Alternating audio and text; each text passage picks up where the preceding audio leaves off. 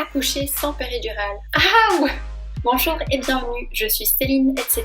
Je poste une vidéo par semaine sur la famille, la maison et le soin de soi. Si ça vous intéresse, je vous invite à vous abonner. Ce sera l'occasion de se retrouver plus facilement tous les lundis à 20h30. Dans cette vidéo, je vous parle de mon accouchement sans péridurale et surtout des trucs et astuces qui m'ont aidé pour accoucher. Je vous invite à garder en mémoire que je suis simplement maman, pas spécialiste. Lorsque je discutais de mon projet de naissance, Rose, la question qui revenait le plus souvent c'était « Mais pourquoi tu veux à ce point souffrir ?» L'objectif, ça n'était pas de souffrir.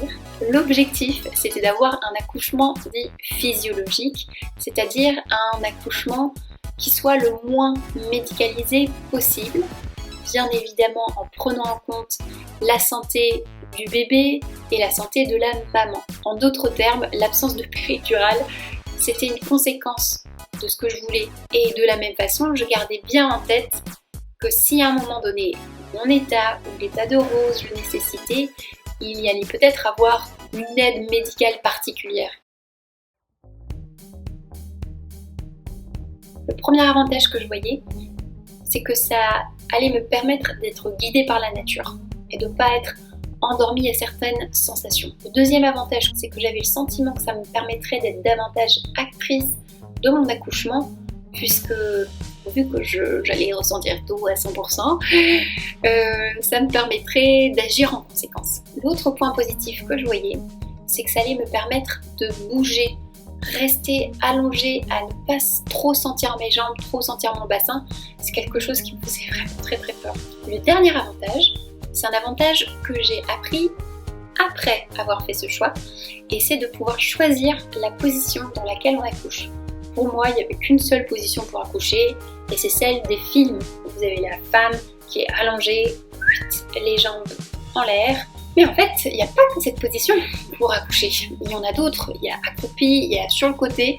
Bref, ne pas avoir les jambes endormies ou le bassin endormi, ça me semblait être plus facile pour pouvoir choisir une autre position.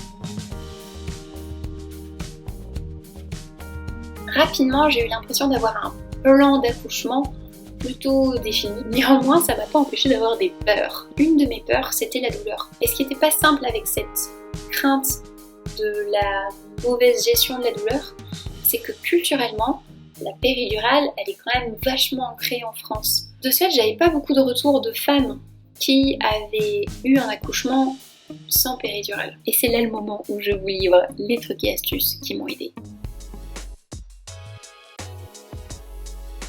Le premier gros truc, ça a été les cours de préparation à l'accouchement. Ça peut paraître un peu bateau d'en parler, mais on a une chance formidable en France, c'est d'avoir à notre disposition des cours qui vont nous préparer à l'accouchement. Et le point positif, c'est qu'il y a différents cours possibles. Ça veut dire qu'en fonction de ce que vous voulez, en fonction de ce que vous aimez, vous allez pouvoir choisir le cours à la préparation qui vous correspond. J'ai eu beaucoup de chance d'entendre parler de l'aptonomie. Qu'est-ce que l'aptonomie ? L'aptonomie, c'est une thérapie basée sur le toucher. Et quand vous êtes enceinte, ça va être de réaliser des touchés sur le ventre pour pouvoir commencer une relation avec votre bébé.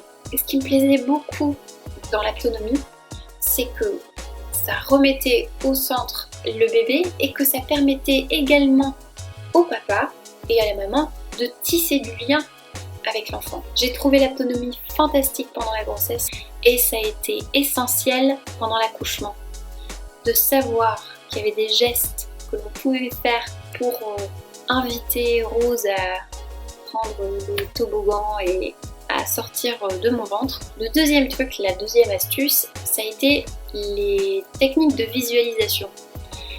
On a eu la chance dans les cours d'aptonomie d'aborder des techniques de visualisation, mais sachez que vous pouvez vous procurer des bouquins, vous pouvez vous procurer des vidéos, des tutos sur le sujet, et ça a été essentiel pour l'accouchement. Honnêtement, pour la gestion de la douleur, c'est ce qui m'a le plus aidée. Je me souviens d'un exercice en particulier lorsque j'avais des contractions. David venait me toucher le ventre et moi j'imaginais qu'il y avait des racines qui venaient descendre dans mon ventre, prendre Rose, remonter dans les bras de David et aller s'enfoncer au sol dans les jambes de David. Ça paraît un peu perché quand j'explique comme ça.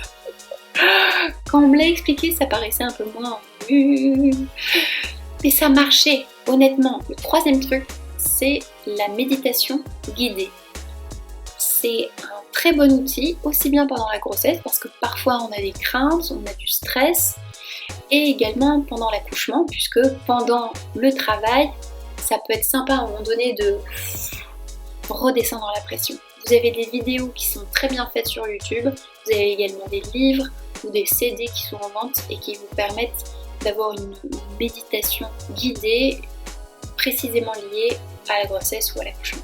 Lors de l'accouchement, je me suis sentie soutenue. Le papa était là, on est allé dans une maternité à nouveau superbe, c'est la maternité Beaumont à Roubaix. Elle a le label Amis des bébés. Les sages-femmes qui ont assisté à mon accouchement étaient d'une bienveillance et d'une gentillesse formidable. Et je crois que c'est la touche finale pour une bonne recette d'accouchement. Accoucher, ça fait mal.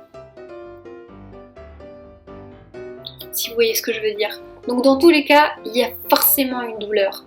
Un truc super important qu'avait dit la sage-femme, en tout cas ça avait beaucoup résonné en moi, c'était la douleur ne doit pas devenir de la souffrance. C'est la façon dont vous allez gérer cette douleur qui va faire toute la différence.